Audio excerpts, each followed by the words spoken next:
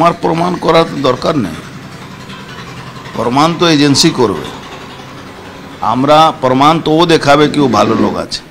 ও যে কথাটা বললো আমি শুনলাম, বলছে কি উনি জানেন না পৌরসভার কি করে ট্রেড লাইসেন্স দেবে রেলের জায়গাতে। পুরো রেলের জায়গা তৃণমূলে পার্টি অফিস আছে, পুরো রেলের জায়গার উপরে ইলেকট্রিক লাইন চলছে, পুরো রেলের জায়গার উপরে বড় বড় অফিস চলছে। কি মূর্খের মতন কথা এইসব লোকের। এই অ্যাকচুয়ালি কি আছে, এই যখনই এই পোস্ট হয়েছে তার ব্যাক ডেটে গিয়ে থানাতে, ওই থানার ওই পার্থভৌমিক বলে থানাতে একটা কমপ্লেন করিয়েছে।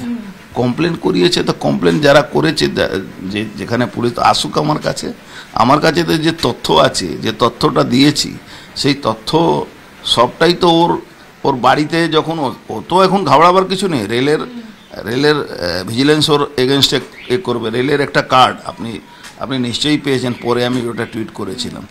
রেলের রিক্রুটমেন্ট বোর্ডেরও নাকি মেম্বার আছে, সেটাও কার্ড দিয়ে বিলি করে টাকা তুলছে। ওর বাবা রেলে চাকরি করতো, ওর কাকা এখনো রেলে চাকরি করে ওই এতে। এই সুযোগে ও রেলের কতগুলো ব্যাপারটা জেনে এই সবগুলো করে যাচ্ছে। এই সুযোগে ওই পৌরসভা, ওখানে আরও একটা কাউন্সিলর আছে, সে এই কাজটা করে যাচ্ছে।